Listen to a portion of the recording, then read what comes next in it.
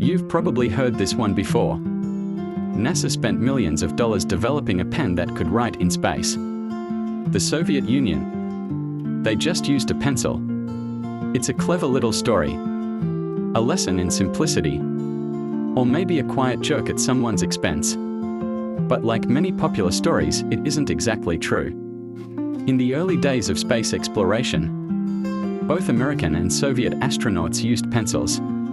But pencils don't behave the same way in space.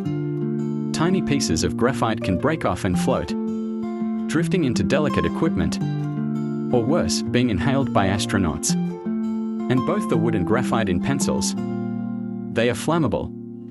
In a high-oxygen space capsule, that's a serious risk. So, while pencils seemed simple, they weren't safe. That's when a man named Paul C. Fisher stepped forward. He wasn't a NASA engineer. He was an independent inventor with an idea. He spent his own money, nearly $1 million, to create something new, the Fisher space pen. A pen that used pressurized ink, that could write in zero gravity, upside down in extreme temperatures, even underwater. It didn't smudge. It didn't leak. And most importantly, it was safe. NASA tested the pen. They liked it. And they bought it not for millions, but for just a few dollars each. And here's the part the myth leaves out. The Soviet Space Agency bought the same pen too. Not because they lacked ideas, but because the best ideas, the safest, most thoughtful ones, don't belong to just one side.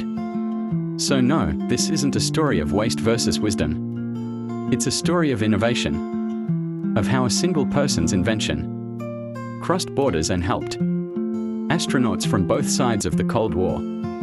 It's a reminder that sometimes the truth is quieter than the myth, but far more meaningful.